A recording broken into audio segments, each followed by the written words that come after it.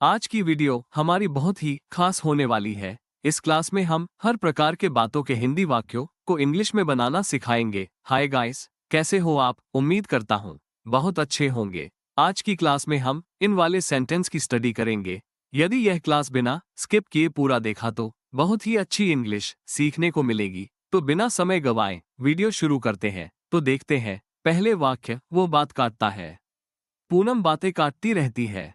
उसे बात काटने की आदत है। इन सब वाक्य में बात काटना वाक्यांश आया है। इसके लिए इंग्लिश में इंटरप्ट का यूज होता है, जैसे वो बात काटता है। ये प्रेजेंट इंडेफिनिट टेंस का अफर्मेटिव सेंटेंस है। थर्ड पर्सन मतलब ही, शी, इट और एनी नेम के साथ मेन वर्ब में S, A S, I A S लगता है तो इंग्लिश होगी ही इंटरप्ट्स। पूनम बातें काटती रहती है। जब भी किसी वाक्य में करता रहता का सेंस आए तो ऐसे वाक्य में कीप मेन वर्ब में आईएनजी लगाकर बनाए जाते हैं। यहाँ पर मेन वर्ब इंटरप्ट है तो इंग्लिश होगी पूनम कीप्स इंटरप्टिंग। उसे बात काटने की आदत है। यहाँ पर है के लिए हैज या हैव का यूज होता है कि आदत के लिए अ हैबिट ऑफ का यूज होता है। और जो आदत हो मतलब वाक्य में मेन वर्ब होती है उसमें आईएनजी लगती है, जैसे he has a habit of interrupting. इस तरह हम और भी ऐसे वाक्यों को इंग्लिश में बना सकते हैं। तो देखते हैं नेक्स्ट। वो बातें घुमाता है। पूनम बातें घुमाती रहती है। उसे बातें घुमाने की आदत है। इन सब वाक्य में बात घुमाना शब्द आया है। इसके लिए इंग्लिश में beat around the bush phrase का यूज होता है, जैसे वो बातें घुमाता है। ये प्रेजेंट इंडेफिनिट टेंस का अफर्मेटिव सेंटेंस है। थर्ड पर्सन मतलब ही, शी, इट और एनी नेम के साथ मेन वर्ब में S, A S, I A S लगता है तो इंग्लिश होगी he beats around the bush. Poonam बातें घुमाती रहती है। जब भी किसी वाक्य में करता रहता का सेंस आए तो ऐसे वाक्य में कीप मेन वर्ब में आईएनजी लगाया जाता है। यहाँ पर मेन वर्ब बीट है तो इंग्लिश होगी Poonam keeps beating around the Bush. उसे बातें घुमाने की आदत है।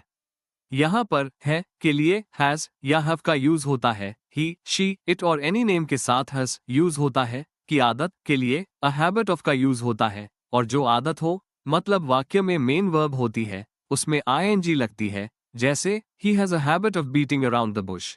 इस तरह हम और भी ऐसे वाक्यों को इंग्लिश में बना सकते हैं। तो देखते हैं नेक्स्ट। वो बातें नहीं टालता है।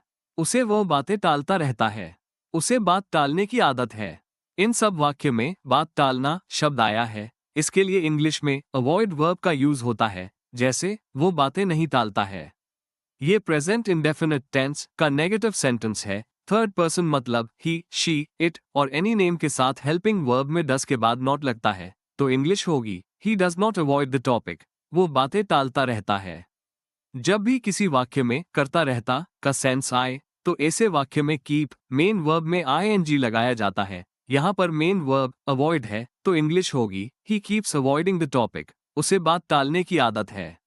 यहाँ पर है के लिए हैज या हैव का यूज होता है कि आदत के लिए अ हैबिट ऑफ का यूज होता है। और जो आदत हो मतलब वाक्य में मेन वर्ब होती है उसमें आईएनजी लगती है। यहाँ पर मेन वर्ब अवॉइड है तो इंग्लिश होगी he has a habit of avoiding the topic. इस तरह हम और भी ऐसे वाक्यों को इंग्लिश में बना सकते हैं। तो देखते हैं नेक्स्ट। वो बहुत कड़वी बातें करता है। मोहन कड़वी बातें करता रहता है। उसे कड़वी बातें करने की आदत है। इन सब वाक्य में कड़वी बातें करना शब्द आया है। इसके लिए इंग्लिश में से बिटर थिंग्स का यूज होता है, जैसे वो बहुत कड़वी बातें करता है। ये प्रेजेंट इंडेफिनिट टेंस का अफर्मेटिव सेंटेंस है।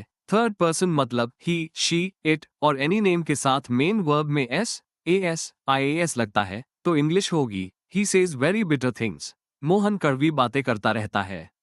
जब भी किसी वाक्य में करता रहता का सेंस आए तो ऐसे वाक्य में कीप मेन वर्ब में आईएनजी लगाया जाता है। यहाँ पर मेन वर्ब से है तो इंग्लिश होगी Mohan keeps saying bitter things. उसे कड़वी बातें करने की आदत है।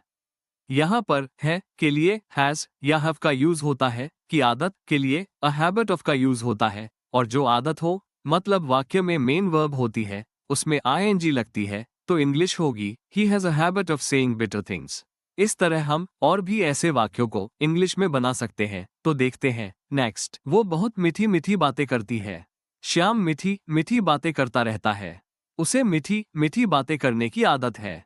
इन सब वाक्य में मीठी मीठी बातें करना शब्द आया है। इसके लिए इंग्लिश में टॉक स्वीटली का यूज होता है, जैसे वो बहुत मीठी मीठी बातें करती है।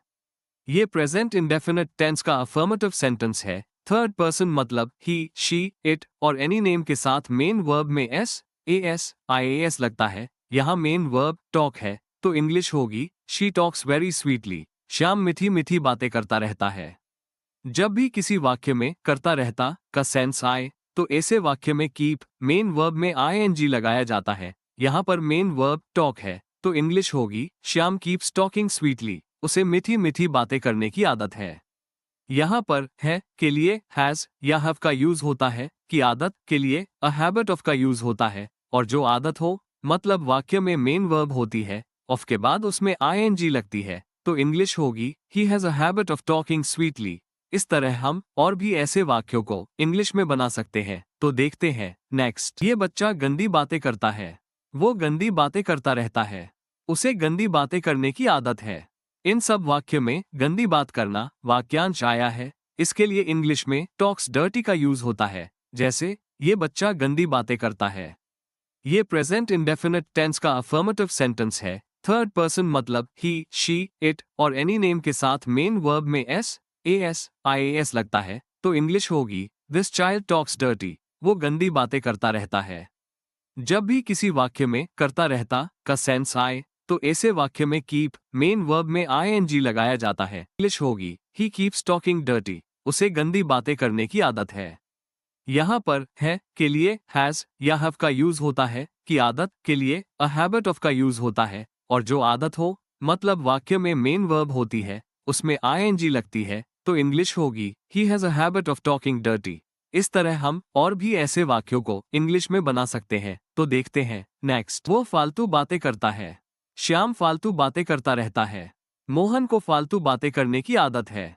इन सब वाक्य में फालतू बात करना वाक्यांश आया है। इसके लिए इंग्लिश में टॉक नॉनसेंस का यूज होता है। जैसे वो फालतू बातें करता है।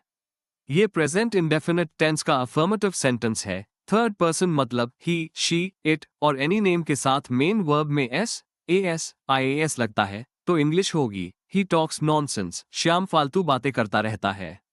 जब भी किसी वाक्य में करता रहता का सेंस आए, तो ऐसे वाक्य में कीप मेन वर्ब में आईएनजी लगाया जाता है। यहाँ पर मेन वर्ब टॉक है, तो इंग्लिश होगी Shyam keeps talking nonsense. Mohan को फालतू बातें करने की आदत है। यहाँ पर है के लिए हैज या हैव का यूज होता है।